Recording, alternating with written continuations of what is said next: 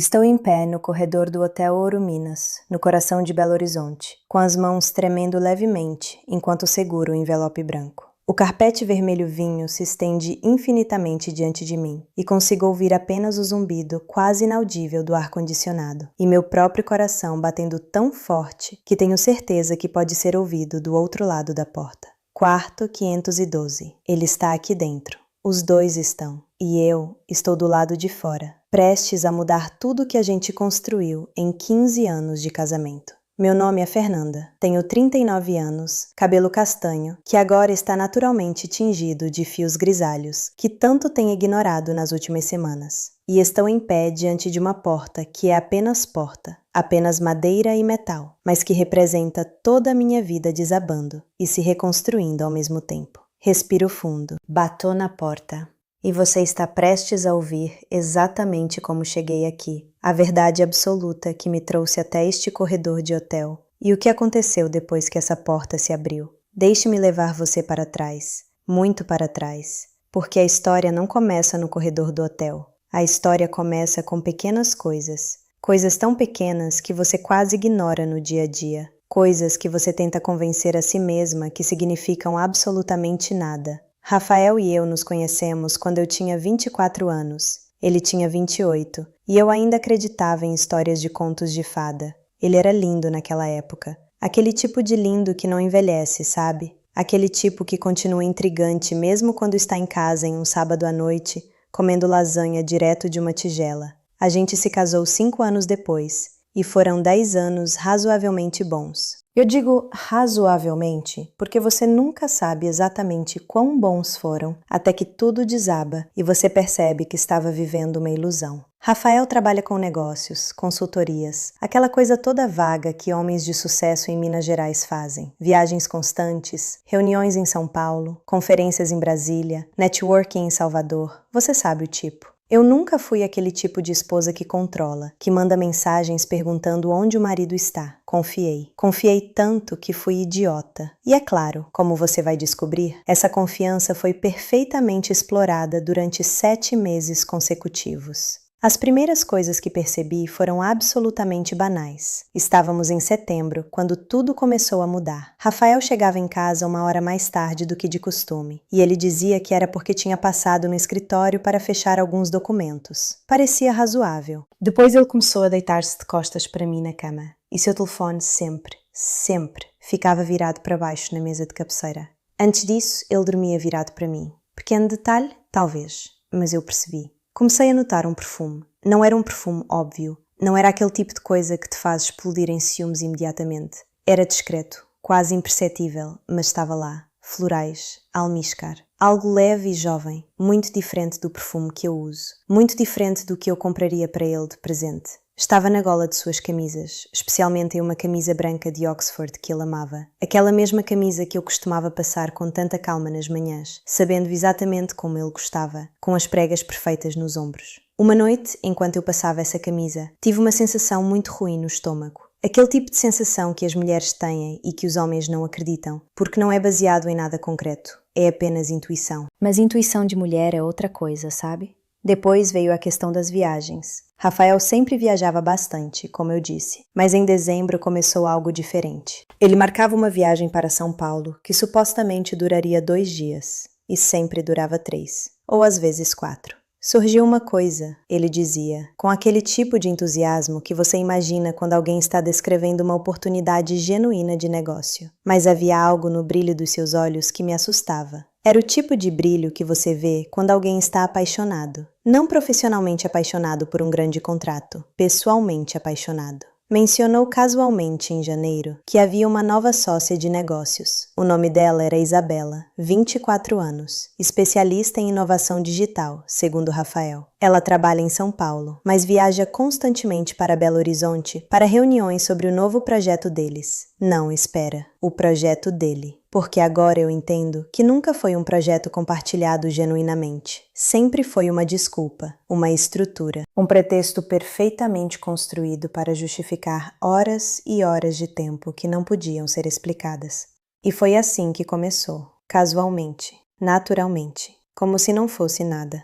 Ah, essa Isabela é muito brilhante, ele dizia. Ela tem ideias completamente fora da caixa, sabe? Acho que vamos criar algo bem grande junto com ela.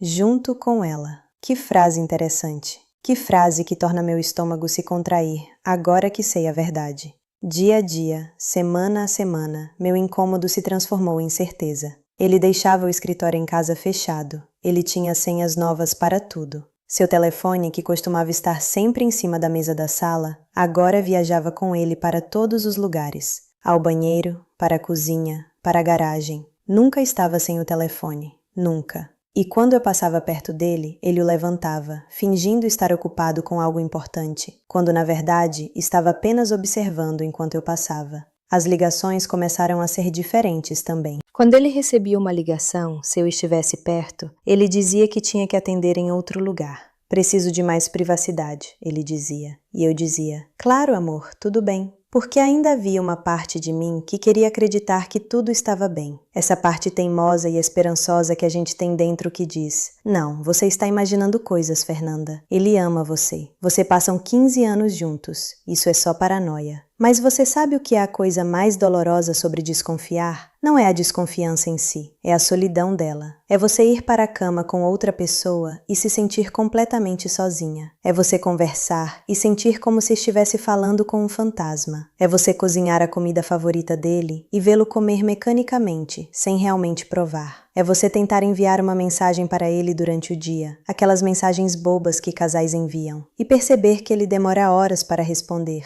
ou às vezes não responde em absoluto. Fevereiro chegou, e eu estava comendo com meu vinho todos os dias, às 7 da noite. Março estava vindo, e eu não conseguia dormir direito. Abril, isto é, este ano, e eu estava tendo ataques de pânico no supermercado. Você não quer se transformar em aquela mulher que todos conhecem, aquela mulher neurótica que rastreia o marido. Então você fica em silêncio, você sofre em privado. Você coloca a ração para o cachorro como se nada estivesse acontecendo e você segue adiante. Houve uma tarde de domingo em março em que Rafael disse que precisava ir ao escritório resolver uns papéis urgentes. Era domingo. Um domingo de chuva fina, daquela garoa mineira que não é suficiente para ser chuva de verdade, mas é suficiente para deixar tudo úmido e cinza. Eu estava de pijama, com meu café esfriando na mão, olhando pela janela. Ele se arrumou com uma pressa que não combinava com documentos. Camisa passada, por mim, naquela mesma manhã. Um perfume que estava acabando. Eu havia notado porque era da garrafa que eu mesma havia comprado para ele no Natal. E então ele foi. Disse que voltaria para o jantar. Fiz o jantar. Ele não voltou para o jantar. Às 8 da noite mandei mensagem. Tudo bem por aí? 3 pontinhos piscando. Depois pausa. Depois. Aqui ainda. Comerei por aqui. Não me espera. Servi a comida que eu havia cozinhado. Frango com quiabo, o prato favorito dele, em uma travessa e cobri com papel filme. Fui para a cama às 10. Acordei às 2 da manhã quando ouvi a porta. Ele entrou no quarto com cuidado de não me acordar, achando que eu dormia. Eu fingi que dormia. Ele cheirava a shampoo de hotel. Aquele cheiro inconfundível, aquele aroma industrial e impessoal que hotéis usam e que não é de nenhuma casa, de nenhum lugar real. Ele havia tomado banho em outro lugar antes de voltar para casa. Eu deitei de olhos abertos no escuro até às 4 da manhã. Houve também uma sexta-feira em fevereiro em que encontrei uma conta de restaurante no bolso de sua calça enquanto preparava a roupa para lavar. O restaurante Taste Wine and Bistro, em Pampulha. Uma sexta-feira à noite. 2 cardápios de entrada, 2 taças de vinho, uma garrafa de espumante, sobremesa para 2 pessoas. Total, R$380. Uma sexta-feira em que Rafael havia dito que estava em São Paulo, em uma reunião que foi até tarde e que dormiu na casa de um cliente para não ter que pegar trânsito de madrugada. Dobrei o recibo, coloquei de volta no bolso, lavei a calça. Nunca disse nada. Você aprende, naqueles meses, a viver em 2 níveis ao mesmo tempo. Há o nível da superfície, onde você faz café, onde você sorri, onde você diz bom dia, amor, pela manhã, e faz aquele tipo de conversa vazia sobre o tempo e as notícias. E há o nível de baixo, onde você guarda cada detalhe, cada discrepância, cada mentira por omissão. Onde você constrói silenciosamente um arquivo mental de tudo que não fecha. Onde você vai dormindo com a raiva não ao lado do seu marido, mas dentro de você mesma, muito quieta, esperando o momento certo. Eu precisei desse arquivo mental depois. Eu precisei de cada detalhe que eu havia guardado quando cheguei, finalmente, ao limite.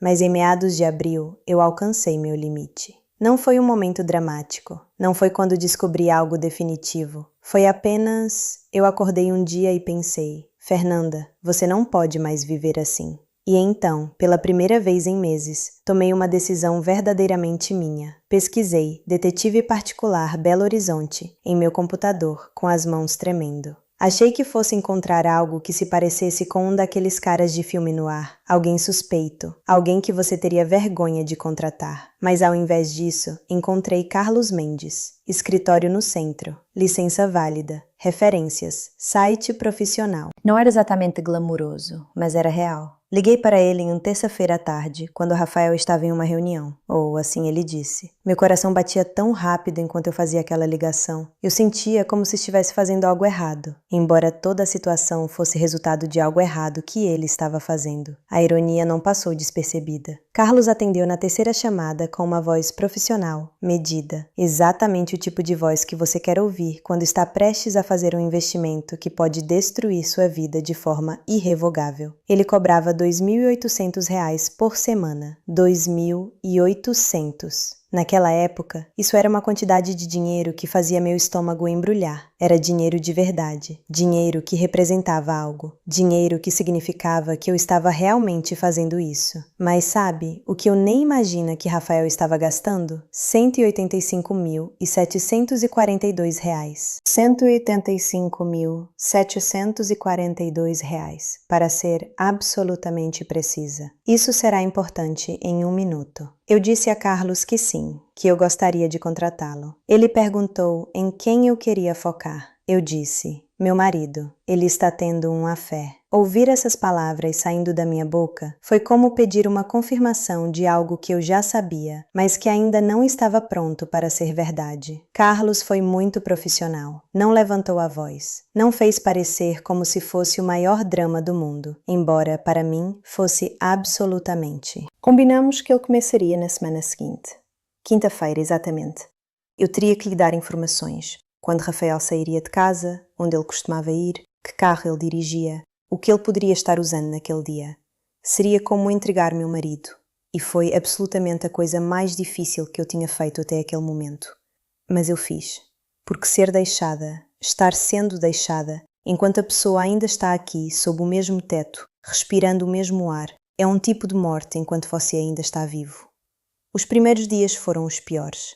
Eu tinha contratado alguém para seguir meu marido pela cidade. Cada dia que passava, eu me sentia pior. Não melhor. Pior. Porque agora havia uma chance real de que ele fosse confirmar tudo. E uma parte de mim, a parte que ainda se agarrava aos contos de fada, esperava, irracionalmente, que Carlos fosse reportar e dizer: Fernanda, você estava errada. Ele foi para uma conferência. Ele realmente estava trabalhando em um projeto. Não há ninguém. Mas você sabe que isso não aconteceu, porque você já sabe como essa história termina. 5 semanas. Ele levou exatamente 5 semanas para reunir as evidências. 38 fotografias, 38 momentos capturados, onde a realidade que eu suspeitava era confirmada em imagens congeladas. Rafael e Isabela, juntos, em cafés, em estacionamentos de hotéis, em uma praia em São Paulo com as mãos se tocando, em um restaurante, com ele beijando a mão dela. 38 fotografias que destruíram e reconstruíram minha vida simultaneamente. Quando Carlos me entregou o arquivo, ele insistiu em entregar pessoalmente para manter a privacidade. Eu estava em um café pequeno perto do Parque da Mangabeira, meu bairro. Um lugar onde eu poderia conter-me, onde eu poderia sentar e abrir um envelope e ver meu casamento se dissolver em pixels digitais sem que alguém ao meu redor soubesse que era exatamente isso que estava acontecendo. Outras pessoas ao meu redor bebiam café com leite e comiam bolo de chocolate e conversavam alegremente sobre suas vidas normais. E eu estava olhando para o rosto do meu marido, beijando uma mulher que é 15 anos mais jovem que eu. Uma mulher que tinha a pele perfeita, o corpo perfeito. Aquele corpo que eu nunca tive, nem mesmo quando tinha 24 anos. Uma mulher que ele tinha chamado de sócia de negócios. Você sabe qual foi meu primeiro pensamento? Não foi raiva, não foi destruir coisa nenhuma. Meu primeiro pensamento foi: meu Deus, ele está tão feliz. Aquele brilho nos olhos dele, aquele mesmo brilho que eu notei quando ele mencionava o nome dela. Lá estava novamente, congelado em gelatina química, genuíno, radiante. como se ele finalmente tivesse encontrado algo que queria mais do que a vida que a gente tinha construído junto. E isso foi mais doloroso do que qualquer traição poderia ser. Passaram-se 2 dias antes que eu pudesse fazer qualquer coisa. 2 dias de fingir normalidade. Rafael chegou em casa, me beijou na bochecha como sempre. Perguntou como foi meu dia, não realmente ouvindo a resposta enquanto verificava seu telefone. Eu cozinhei, nós comemos, nós fingimos. E enquanto isso, eu tinha 38 fotografias queimando um buraco em meu bolso, literalmente trazendo prova de como meu casamento tinha se transformado em uma ficção. Decidi, em uma terça-feira pela manhã, que precisava de ajuda legal. Porque você não pode apenas deixar um homem. Não quando há uma casa envolvida. Não quando há poupança envolvida. Não quando há tantos anos de vida enterrados em documentos. Você precisa de um advogado. Você precisa de alguém que possa traduzir seu sofrimento em linguagem que o sistema legal entenda. Encontrei doutora Juliana Fonseca através de uma amiga. Juliana tinha 52 anos, cabelos vermelhos brilhantes, a cor que você quer quando finalmente decide que não se importa mais com o que as pessoas pensam de você. E ela tinha aquele tipo de confiança que você só ganha depois de passar 20 anos dizendo a homens ricos que eles não podem simplesmente fazer o que querem com suas esposas. Ela era exatamente quem eu precisava. Meu primeiro encontro com doutora Juliana foi em seu escritório, em um prédio de vidro no centro. Eu levei o relatório de Carlos, as fotografias, um computador carregado com screenshots de conversas estranhas. Tudo. Ela leu tudo cuidadosamente e vi seus olhos se movendo pelas imagens. Nenhuma expressão em seu rosto.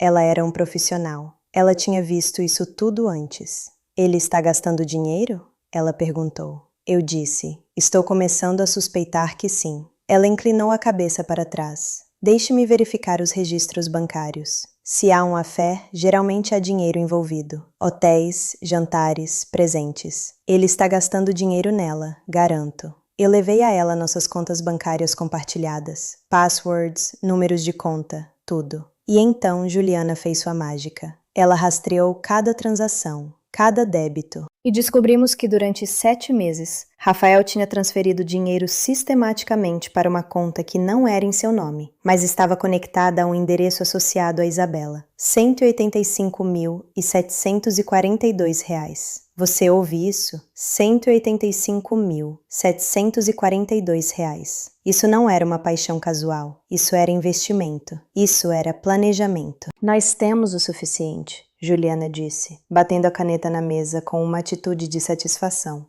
Nós temos mais do que o suficiente. Ele cometeu crime. A transferência de fundos conjugais para terceiros. A evidência de relacionamento. A padrão de despesa. Quando você estiver pronto, a gente protocoliza o divórcio. E você não vai sair de mãos vazias desta situação, Fernanda. Isso vou garantir. Conversamos por mais 1 hora sobre como isso funcionaria. Juliana explicou tudo com paciência. A separação de bens, o direito meu sobre a casa, os direitos de pensão, tudo o que ele havia deixado escapar quando decidiu colocar paixão, ou lust, ou qualquer que fosse a palavra certa, acima da integridade do nosso casamento. Quando eu saí do escritório, eu não me sentia alegre, mas me sentia poderosa. Aquele tipo de poder que vem de finalmente ter controle sobre uma situação que você nunca sentiu que tinha controle. Juliana protocolizou os papéis de divórcio na 2ª semana de abril, antes de Rafael ter a mais leve ideia do que estava acontecendo. Tudo feito nos bastidores, bem dentro da lei, bem dentro do sistema. Os documentos foram entregues no fórum, carimbados, registrados, absolutamente oficial. Agora era real. Agora era oficial. Meu casamento estava terminado não porque eu chorei, não porque eu o confrontei, não porque houve grita ou drama. Estava terminado porque o sistema legal disse assim, e porque doutora Juliana Fonseca soube exatamente como fazer isso sem me dizer que estava fazendo. Durante essas semanas, eu estava vivendo uma vida dupla. Acordava ao lado de um homem que não sabia que meu casamento com ele estava terminado. Passava sua camisa branca de Oxford, aquela mesma camiseta que tinha o perfume da outra mulher, enquanto elaborava minha estratégia de saída. Assistia enquanto ele se preparava para mais uma reunião de trabalho, sabendo exatamente que era em qual hotel ele estaria, porque Carlos já tinha me dito. Mas aqui está a coisa que mais feri, a coisa que você não pode realmente se preparar para. A traição não é sobre a outra pessoa, não realmente. É sobre o reconhecimento de que você nunca realmente conheceu a pessoa com quem estava dormindo. medo. É saber que cada beijo foi mentira. Que cada vez que ele disse que me amava, havia outra mulher em sua mente. Que cada planejamento de futuro era construído em areias movediças. Eu tinha um plano. Juliana e eu tínhamos discutido cada detalhe. Eu não seria agressiva. Não seria destruidora. Não iria ao apartamento deles gritando e quebrando coisas. Não. Fernanda era mais inteligente que isso. Fernanda era mais forte que isso. Fernanda ia terminar isto com dignidade e com poder. Rafael mencionou em uma quinta-feira no final de abril que teria uma reunião de negócios importante em Belo Horizonte. Reunião de negócios. Como se aquela palavra significasse qualquer coisa ainda. Como se a verdade não estivesse em cada fibra da mentira que ele contava. Ele disse que teria que ficar fora durante a noite, que era no Hotel Ouro Minas, e que voltaria na sexta-feira de manhã. Quarto número não foi mencionado, mas Carlos já sabia. Carlos tinha uma cópia de cada reserva. Quarto 512. Aquela noite, sentei-me em minha cama. Aquela cama que tínhamos comprado juntos. Aquele colchão no qual tínhamos feito amor como marido e esposa. E preparei o envelope. Dentro dele, coloquei os papéis de divórcio, já protocolizados no fórum, já absolutamente oficiais. A evidência financeira que Juliana havia compilado, mostrando cada centavo que ele havia transferido. E 2 das fotografias de Carlos. Não todas as 38, apenas 2, aquelas que eram mais inconfundíveis. Eu não escrevi uma carta. Não havia nada que eu quisesse dizer que o envelope já não comunicasse. As ações dele já tinham feito toda a fala necessária. As mentiras dele tinham feito toda a explicação necessária. Tudo o que estava saindo de mim agora era clareza absoluta. Sexta-feira de manhã, Rafael saiu de casa a uma hora normal. Um abraço de despedida, um beijo no meu cabelo. Te amo, amor, ele disse, e aquelas palavras passaram através de mim como um fantasma. Assistiu entrar no elevador e descer para o estacionamento. Aquele era o último momento em que ele seria meu marido, e não saberia. Passei a manhã inteira preparando-me. Não era preparação física, meu corpo sabia o que fazer. Era preparação mental. Eu precisava entrar em um estado de paz com o que estava prestes a fazer. Precisava estar absolutamente certa de que aquela era a coisa certa, a coisa forte, a coisa que Fernanda, não a Fernanda quebrada, não a Fernanda enganada, mas a Fernanda que ainda existia dentro de mim, precisava fazer. O Hotel Ouro Minas é um dos hotéis mais famosos de Belo Horizonte. 5 estrelas. Elegante. Você entra e há um grande saguão de mármore, cortinas pesadas, uma sensação de riqueza discreta. Recepcionar não fez perguntas quando eu entrei, porque fariam. Eu era uma mulher decentemente vestida, aparentando ter propósito. As pessoas veem o que querem ver. Peguei o elevador até o 5º andar. O carpete no corredor era vermelho vinho, como eu já descrevi. Aquele tipo de cor que tenta disfarçar manchas, que tenta fazer parecer como se nada nunca tivesse acontecido lá que não deveria ter acontecido. O ar estava muito silencioso, congelante. Os números dos quartos diminuíram conforme eu andava. 520, 516, 512. Parei em frente à porta. Meu coração estava batendo tão rápido que eu poderia ter tido um infarto ali no corredor de um hotel de 5 estrelas. E teria sido, de certa forma, apropriado, morrer ao lado da prova de seu próprio sofrimento. Mas não morri. Eu respirei. Respirei fundo. Respirei como você respira antes de mergulhar em águas escuras. Bati na porta. Nada por um segundo. Depois passos. Passos de alguém que estava se aproximando, que não sabia que sua vida estava prestes a mudar. A fechadura girou. A porta se abriu. Isabela estava lá. 24 anos de idade, cabelos pretos longos, pele perfeita. Aquele tipo de pele que você tem quando nunca provou o sofrimento real. E ela estava usando a camisa branca de Oxford de Rafael. Aquela mesma camisa que eu tinha passado centenas de vezes. Aquela mesma camisa que cheirava como perfume florais e almíscar e traição. Ela olhou para mim com surpresa absoluta. Posso ajudá-la? Ela perguntou, em um tom que estava tentando ser educado, mas que havia uma vibração de medo sob ela. Eu coloquei o envelope em suas mãos. Não disse nada, apenas passei. Leia com ele, eu disse, em uma voz que era tão calma que impressionava até mim mesma. Virei-me e caminhei de volta pelo corredor, deixando aquela porta aberta atrás de mim. Não precisei ver o envelope sendo aberto. Não precisei testemunhar seu rosto enquanto ela realizava o que tinha acontecido. Eu já sabia. Já vivera o suficiente naquele momento pela duas delas. Entrei no elevador, desci, saí do hotel. Exatamente 27 segundos depois, estou sendo absolutamente precisa aqui porque eu estava olhando para meu relógio. Cada segundo marcado, cada segundo sagrado. Meu telefone tocou. O número de Rafael. Ele estava completamente destruído. A voz dele era aquela de alguém que finalmente percebeu que suas ações tinham consequências, que sua diversão tinha fim, que você não pode simplesmente viver uma vida dupla sem que as duas metades eventualmente se choquem. Eu não lembro de cada palavra que ele disse. Algo sobre como era impossível, como ele podia explicar, como ele nunca quis que chegasse a isso, como se fosse uma coisa que simplesmente tinha acontecido. Como uma doença que você pega no ar, e não uma série de escolhas deliberadas que ele tinha feito.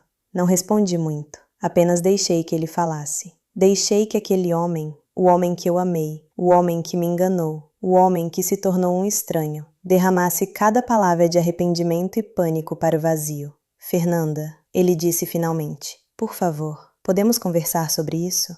Não há nada para conversar, eu respondi. Minha advogada vai entrar em contato com você. Desliguei. Fiquei imóvel por um momento. O telefone estava quente na minha mão, como se tivesse absorvido o calor de uma ligação que mudara tudo. Lá fora, a avenida do contorno estava viva, como sempre esteve. Buzinas, motocicletas, o barulho constante e indiferente de uma cidade que não sabe e não se importa com as tragédias privadas das pessoas que a habitam. Belo Horizonte sempre teve essa qualidade. Ela segue adiante. Você pode estar completamente destruída por dentro, e a cidade simplesmente segue seu ritmo sem perder um segundo sequer. Andei até o meu carro, estacionado a 2 quarteirões do hotel, porque eu havia me preparado até para este detalhe. Não queria que meu veículo estivesse na entrada quando Rafael eventualmente saísse pelo lobby e precisasse pensar. Meus saltos batiam no asfalto de um jeito que parecia muito alto para o tamanho da minha solidão. Uma mulher passou por mim com um carrinho de bebê, sorrindo para a criança sem olhar para os lados. Um entregador voou pelo calçadão em uma bicicleta.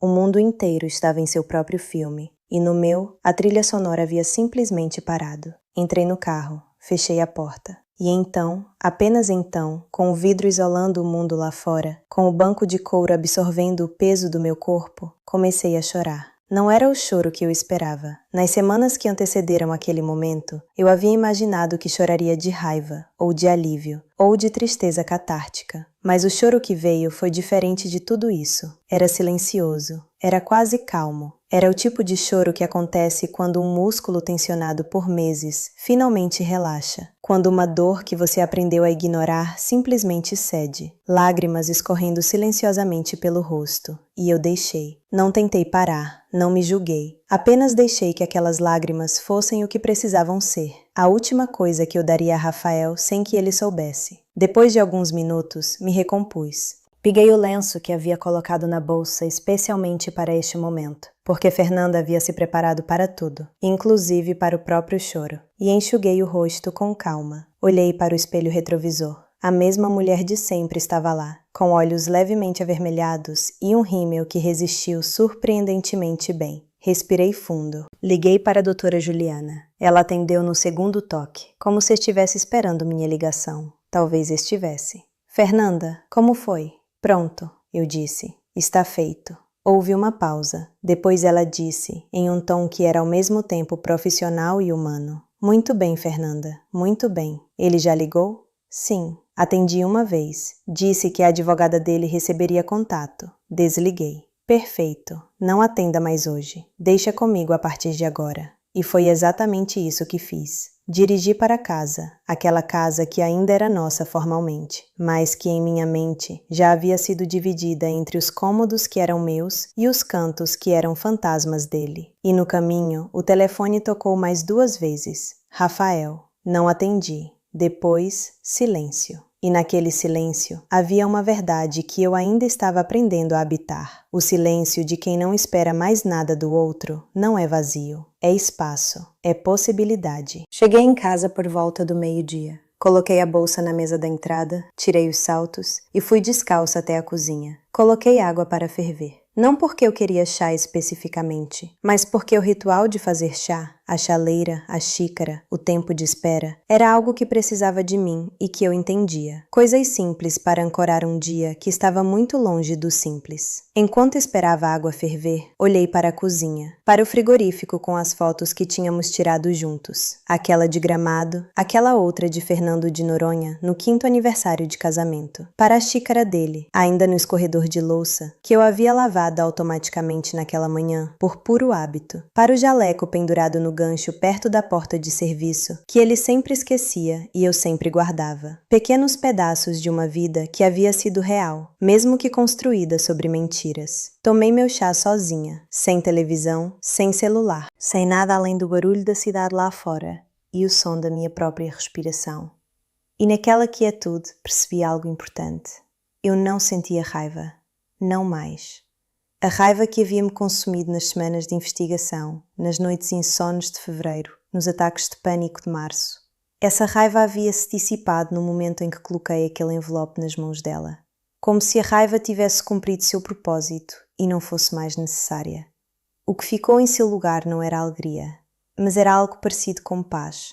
Aquela paz desconfortável que vem de aceitar uma verdade que você não escolheu, mas que é sua de qualquer forma. À noite, Rafael enviou mensagens. Uma, depois outra, depois mais 3. Eu as li todas sem responder. Não por crueldade, não por jogos, mas porque não havia nada que eu precisasse dizer e havia muito que ele precisava sentir.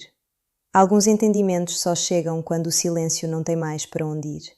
3 dias depois, ele veio buscar as primeiras malas. Tocou a campainha como um visitante. Aquilo foi certo. Era o que ele havia se tornado. Abri a porta, recuei para deixar espaço. Não o convidei para o interior como quem convida para casa. Apenas abri o caminho como quem abre passagem. Entramos na sala e nos sentamos à mesa, onde comemos centenas de jantares juntos. E pela primeira vez, ele não sabia onde colocar as mãos. Rafael chorou. Eu observei, não com frieza, não com satisfação, apenas com a distância de quem já processou algo que o outro ainda está descobrindo. Ele disse que foi um erro, que perdeu o controle, que não sabia o que havia acontecido com ele. Disse que me amava, que Isabela não significava o que eu pensava que significava, que podíamos tentar de novo. Doutora Juliana havia me preparado para exatamente esse discurso. Eles sempre dizem que foi um erro, ela me dissera. E talvez seja verdade, mas um erro de 7 meses, com R$185 mil de evidência,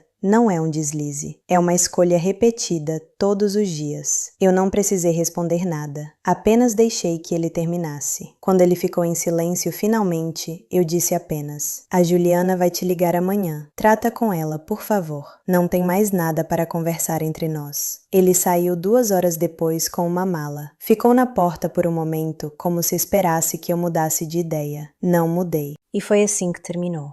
Não com um bang.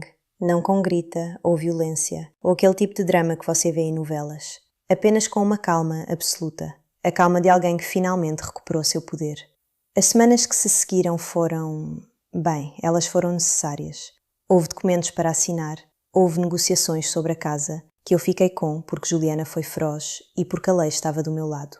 Houve conversas sobre investimentos compartilhados e contas, e tudo mais que você tem que resolver quando uma vida é dividida em 2. O processo de divórcio durou 4 meses. A lei brasileira exige mediação antes do encaminhamento ao juiz, e Juliana havia-me preparado para cada etapa. Sentamos em uma sala de reunião no escritório dela 2 vezes com Rafael e o advogado dele. Um homem simpático demais que tentava suavizar tudo com sorrisos profissionais. Rafael parecia diferente naquelas sessões. Mais magro, mais cansado. Havia algo nos olhos dele que eu não havia visto durante os meses de mentiras. A aparência de alguém que finalmente entendeu o peso real das consequências das suas escolhas. Eu não tinha pena, mas também não tinha raiva. Havia uma distância entre nós naquela sala que não era hostilidade. Era o reconhecimento tranquilo de que aquilo havia acabado e que as formalidades eram apenas o sistema fazendo seu trabalho, carimbando o que já estava decidido dentro de mim há muito tempo. Por causa das transferências documentadas, os R$185.742 que Rafael havia desviado sistematicamente para Isabela, a divisão de bens foi favorável a mim, de uma forma que a lei permitia e que Juliana soube garantir. Não foi um golpe de vingança, Foi simplesmente a justiça que existe quando você tem evidências, um bom advogado e um marido que, em sua arrogância, nunca imaginou que seria descoberto. A casa foi avaliada, colocada à venda, vendida em 6 semanas. Belo Horizonte tem esse mercado. Apartamentos bem localizados no Savassi sempre encontram comprador.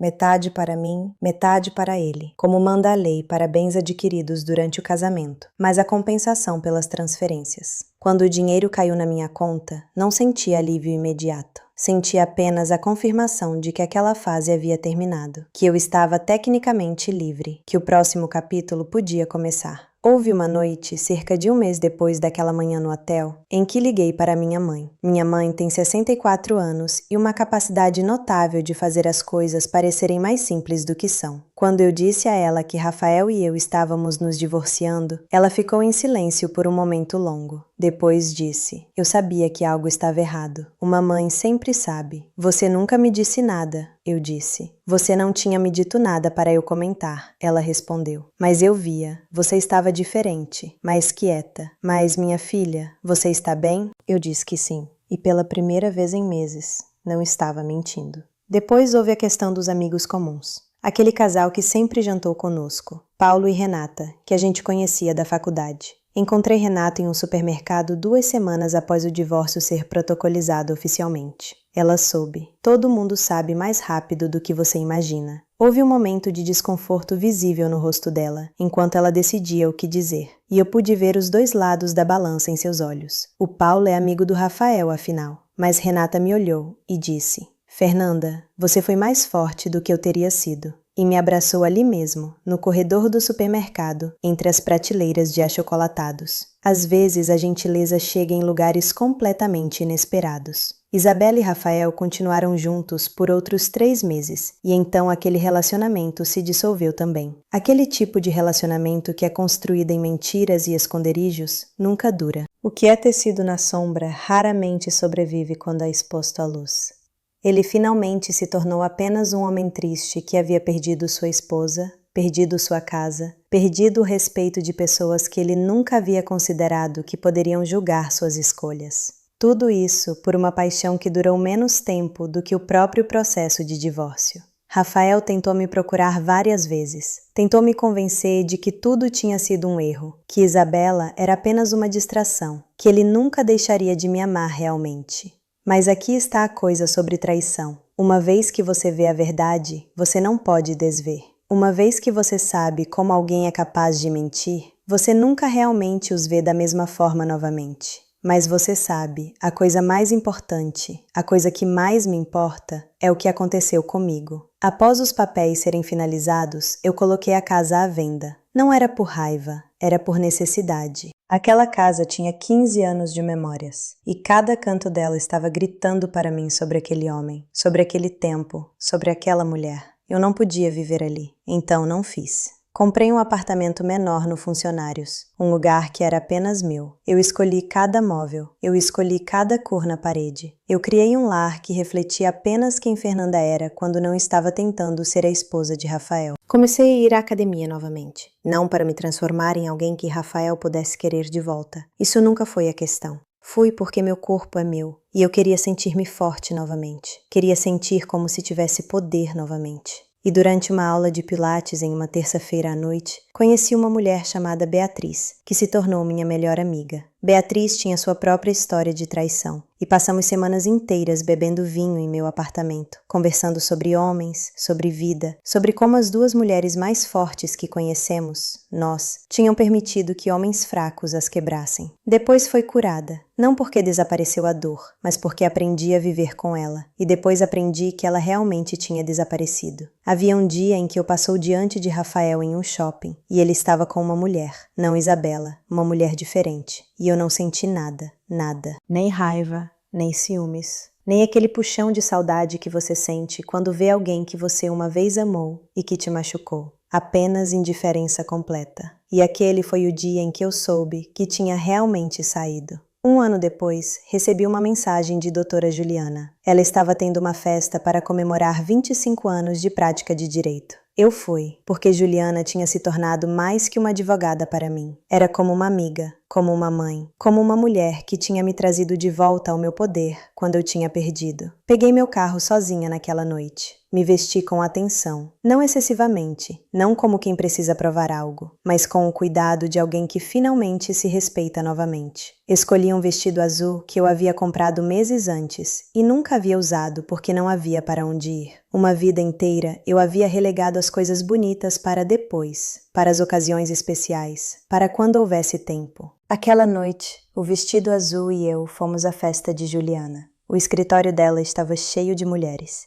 Advogadas, clientes, amigas. Mulheres de 30 anos com ar determinado. Mulheres de 60 com um tipo de paz nos olhos que só vem de ter atravessado coisas e chegado ao outro lado. Mulheres em todas as fases de suas histórias. Algumas ainda nas primeiras páginas. Ainda descobrindo o que haviam se deixado fazer. Ainda com aquele olhar de alguém que não dormiu bem em semanas. Eu me reconhecia nelas. Havia sido aquela mulher. Juliana me apresentou para uma delas. Solange, 56 anos, Contagem, havia terminado um divórcio de 22 anos, 2 anos atrás. Solange tinha cabelos brancos cortados curtos e um riso que parecia absolutamente genuíno. Você parece bem, ela me disse, observando meu rosto com aquela franqueza direta de quem não precisa mais de cerimônias sociais. Você parece alguém que passou pela tempestade e resolveu ficar com o terreno limpo. Eu disse, é exatamente assim que parece.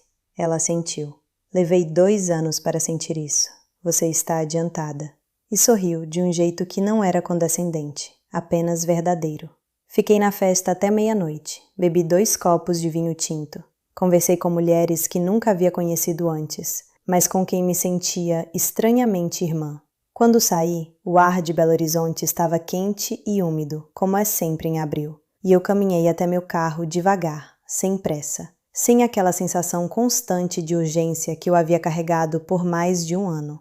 Entrei no carro, coloquei música, aquela lista de músicas que eram só minhas, que eu havia montado nos meses depois do divórcio, e dirigi para casa, para o meu apartamento no Funcionários, para o lugar que era meu.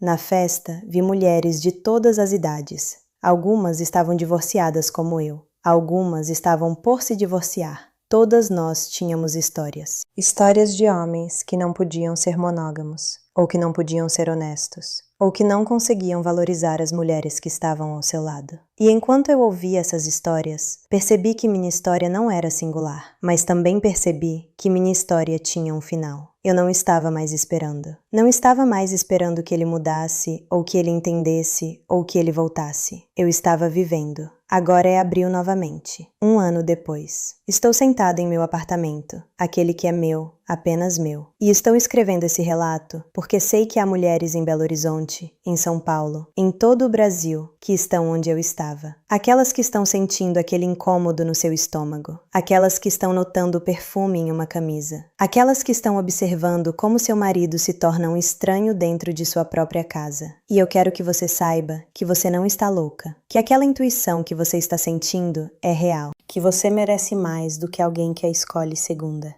que você é forte o suficiente para fazer a coisa certa, mesmo quando a coisa certa é a coisa mais difícil. A vida depois de Rafaela é tranquila, é minha. Tenho um trabalho que amo, consegui uma promoção 3 meses depois do divórcio estar finalizado. Tenho amigos que realmente me valorizam, tenho uma rotina que me faz sentir viva. Não tenho um homem na minha cama, mas tenho paz, e aquele bem-vindo, aquele é precioso.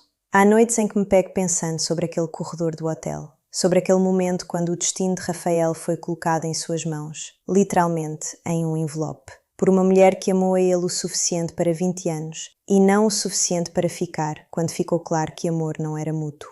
E eu sinto, não remorso, porque não fiz nada errado, apenas uma tristeza serena, uma tristeza por quem ele era, por quem ele decidiu se tornar, pela vida que ele jogou fora.